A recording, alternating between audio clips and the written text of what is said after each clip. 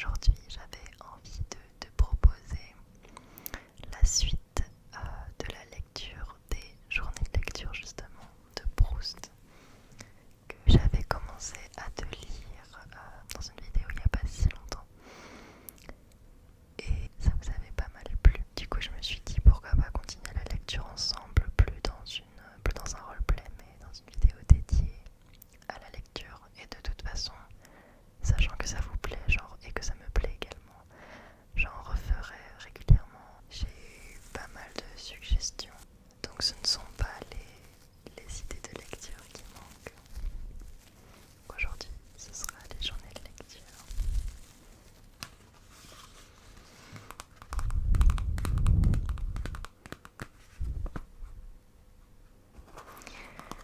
Alors, je vais reprendre là, à peu près là où on l'avait laissé, quelques lignes plus loin, histoire de ne pas commencer en plein milieu d'un développement. Et j'espère que ça va te plaire. Installe-toi confortablement et prends ce petit temps pour toi, pour te reposer et te laisser aller à la détente. C'est parti. Alors, après le déjeuner, ma lecture reprenait tout de suite, surtout si la journée était un peu chaude. Chacun montait se retirer dans sa chambre, ce qui me permettait, par le petit escalier aux marches rapprochées, de gagner tout de suite la mienne.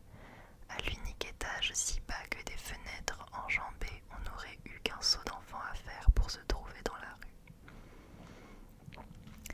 J'allais fermer ma fenêtre sans avoir pu esquiver le salut de l'armurier d'en face qui, sous prétexte de baisser ses auvents, venait tous les jours après déjeuner fumer sa pipe devant sa porte et dire bonjour aux passants qui, parfois, s'arrêtaient à causer. Les théories de William Morris, qui ont été si constamment appliquées par Maple et les décorateurs anglais, édictent qu'une chambre n'est belle qu'à la condition de contenir seulement des choses qui nous soient utiles et que toute chose utile, fût-ce un simple clou, soit non pas dissimulée mais apparente. Au-dessus du lit, à tringles de cuivre et entièrement découvert au mur nu de ces chambres hygiéniques, quelques reproductions de chefs-d'œuvre. À la juger d'après les principes de cette esthétique, ma chambre n'était nullement belle car elle était pleine de choses qui ne pouvaient servir à rien et qui dissimulaient pudiquement, jusqu'à en rendre l'usage extrêmement difficile, celles qui servaient à quelque chose. Mais c'est justement de ces choses qui n'étaient pas là pour ma commodité, mais semblaient y être venues pour leur plaisir, que ma chambre tirait pour moi sa beauté. Ces hautes courtines blanches qui dérobaient au regard le lit placé comme au fond d'un sanctuaire, la jonchée de couvre-pieds en marceline, de courtes pointes à fleurs, de couvre-lits brodés, de têtes d'oreiller en batiste, sous laquelle il disparaissait le jour comme un autel au mois de Marie sous les festons et les fleurs, et que le soir, pour pouvoir me coucher, j'allais poser avec précaution sur un fauteuil où il consentait à passer la nuit, à côté du lit, la trinité du verre à dessin bleu, du sucrier pareil et de la carafe, toujours vide depuis le lendemain de mon arrivée sur l'ordre de ma tante qui craignait de me la voir répandre, sorte d'instrument du culte, presque aussi sain que la précieuse liqueur de fleurs d'oranger placée près d'eux dans une ampoule de verre, que je n'aurais pas cru plus permis de profaner, ni même possible d'utiliser pour mon usage personnel, que si ça avait été des ciboires consacrés, mais que je considérais longuement avant de me déshabiller, dans la peur de les renverser par un faux mouvement.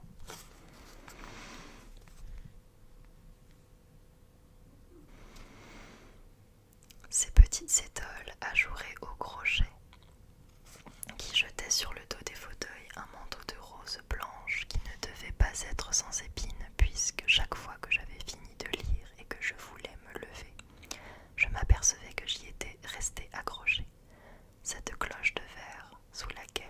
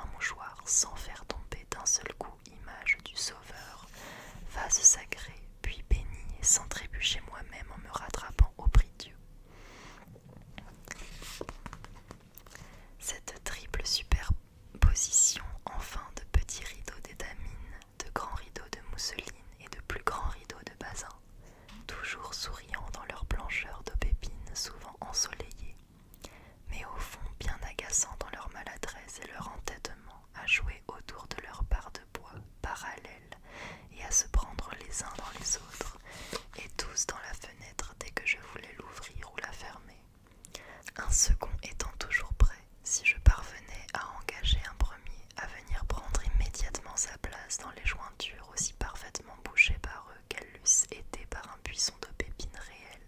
ou par des nids d'hirondelles qui auraient eu la fantaisie de s'installer là,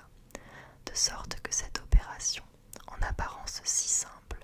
d'ouvrir ou de fermer ma croisée, je n'en venais jamais à bout dans le secours de quelqu'un de la maison. Toutes ces choses, qui non seulement ne pouvaient répondre à aucun de mes besoins, mais apportaient même une entrave, d'ailleurs légère, à leur satisfaction, qui évidemment n'avait jamais été mise là pour l'utilité de quelqu'un, peuplaient ma chambre de pensée en quelque sorte personnelle, avec cet air de prédilection d'avoir choisi de vivre là et de s'y plaire, qu'ont souvent dans une clairière les arbres,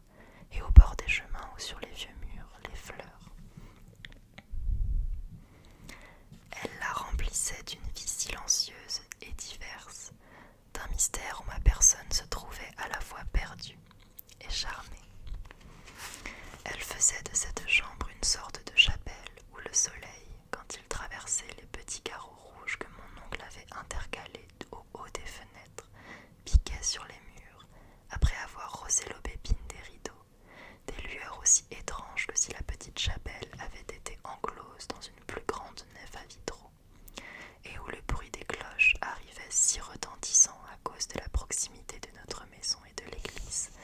à laquelle d'ailleurs, aux grandes fêtes,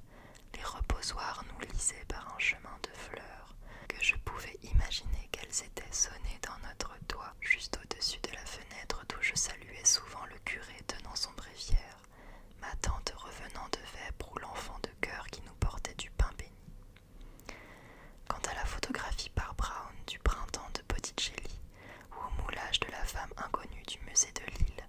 qui au mur et sur la cheminée des chambres de Maple sont la part considérée par William Morris à l'inutile beauté, je dois avouer qu'ils étaient remplacés dans ma chambre par une sorte de gravure représentant le prince Eugène, terrible et beau dans son dolman, et que je fus très étonné d'apercevoir une nuit dans un grand fracas de locomotive et de grêle, toujours terrible et beau, à la porte d'un buffet de gare, où il servait de réclame à une spécialité de biscuits. Je soupçonne aujourd'hui mon grand-père de l'avoir autrefois reçu comme prime de la munificence d'un fabricant avant de l'installer à jamais dans ma chambre. Mais alors je ne me souciais pas de son origine, qui me paraissait historique et mystérieuse, et je ne m'imaginais pas qu'il pût y avoir plusieurs exemplaires de ce que je considérais comme une personne, comme un habitant permanent de la chambre, que je ne faisais que partager avec lui, et où je le retrouvais tous les ans, toujours pareil à lui-même. Il y a maintenant bien longtemps que je ne l'ai vu, et je suppose que je ne le reverrai jamais. Mais si une telle fortune m'advenait, je crois qu'il aurait bien plus de choses à me dire que le printemps de Botticelli. Je laisse des gens de goût orner leur demeure avec la reproduction des chefs-d'œuvre qu'ils admirent, et décharger leur mémoire du soin de leur conserver une image précieuse en la confiant à un cadre de bois sculpté. Je laisse les gens de goût faire de leur chambre l'image même de leur goût et la remplir seulement de choses qu'ils puissent approuver. Pour moi, je ne me sens vivre et penser que dans une chambre où tout est la création et le langage de vie profondément différente de la mienne, d'un goût opposé au mien, où je ne me retrouve rien de ma pensée consciente, où mon imagination s'exalte en se sentant plongée au sein du non-moi. Je ne me sens heureux qu'en mettant le pied, avenue de la Gare, sur le port ou place de l'église, dans un de ces hôtels de province aux longs corridors froids, où le vent du dehors lutte avec succès contre les efforts du calorifère, où la carte de géographie détaillée de l'arrondissement est encore le seul ornement des murs, où chaque bruit ne sert qu'à faire apparaître le silence en le déplaçant, où les chambres gardent un parfum de renfermé que le grand air vient laver, mais n'efface pas, et que les narines aspirent 100 fois pour l'apporter à l'imagination, qui s'en enchante, qui le fait poser comme un modèle pour essayer de le recréer en elle avec tout ce qu'il contient de pensée et de souvenirs. Ou le soir, quand on ouvre la porte de sa chambre, on a le sentiment de violer toute la vie qui y est restée éparse,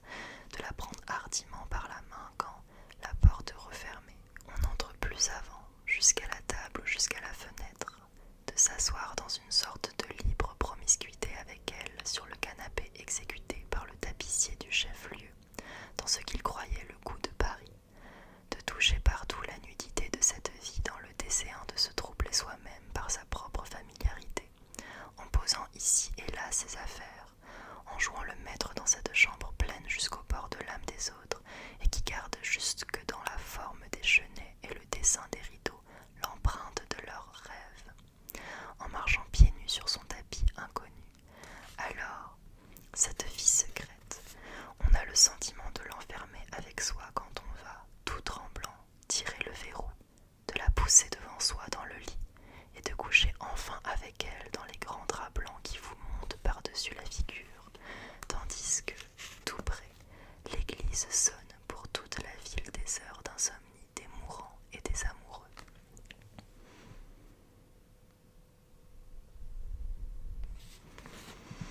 Je n'étais pas depuis bien longtemps à lire dans ma chambre qu'il fallait aller au parc à 1 kilomètre du village. Mais après le jeu obligé, j'abrégeais la fin du goûter apporté dans des paniers et distribué aux enfants au bord de la rivière, sur l'herbe où le livre avait été posé avec défense de le prendre encore. Un peu plus loin, dans certains fonds assez incultes et assez mystérieux du parc, la rivière cessait d'être une eau rectiligne et artificielle, couverte de cygnes et bordée d'allées où souriaient les statues, et, par moments sautelantes de carpes, se précipitait, passait à une allure rapide la clôture du parc, devenait une rivière dans le sens géographique du mot, une rivière qui devait avoir un nom, et ne tardait pas à s'épandre, même vraiment qu'entre les statues et sous les cygnes, entre des herbages où dormaient des bœufs et dont elle noyait les boutons d'or, sorte de prairie rendue par elle assez marécageuse, et qui, tenant d'un côté au village par des tours informes, reste, disait-on, du Moyen-Âge, joignait de l'autre par des chemins montants d'églantiers et d'aubépines, la nature qui s'étendait à l'infini, des villages qui avaient d'autres noms, l'inconnu. Je laissais les autres finir de goûter dans le bas du parc, au bord des cygnes, et je montais en courant dans le labyrinthe jusqu'à telle charmille où je m'asseyais, introuvable, adossé aux noisetiers taillés, apercevant le plan d'asperges, les bordures de fraisiers, le bassin où certains jours les chevaux faisaient monter l'eau en tournant, la porte blanche qui était la fin du parc en haut, et au-delà les champs de bleuets et de coquelicots. Dans cette charmille, le silence était profond, le risque d'être découvert presque nul, la sécurité rendue plus douce par les cris éloignés qui d'en bas m'appelaient en vain, quelquefois même se rapprochaient, montaient les premiers talus, cherchant partout, puis s'en retourner. N'ayant pas trouvé, alors, plus aucun bruit, seul de temps en temps le son d'or des cloches qui, au loin, par-delà les plaines, semblaient teinter derrière le ciel bleu, aurait pu m'avertir de l'heure qui passait. Mais surpris par sa douceur et troublé par le silence plus profond, vidé des derniers sons qui le suivaient, je n'étais jamais sûr du nombre de coups. Ce n'étaient pas les cloches tonnantes qu'on entendait en rentrant dans le village, quand on approchait de l'église qui de près avait repris sa taille haute et raide, dressant sur le bleu du soir son capuchon d'ardoise ponctué de corbeaux, faire voler le son en éclats sur la place pour les biens de la terre. Elle n'arrivait au bout du parc que faible et douce et ne s'adressant pas à moi, mais à toute la campagne, à tous les villages, aux paysans isolés dans leurs champs.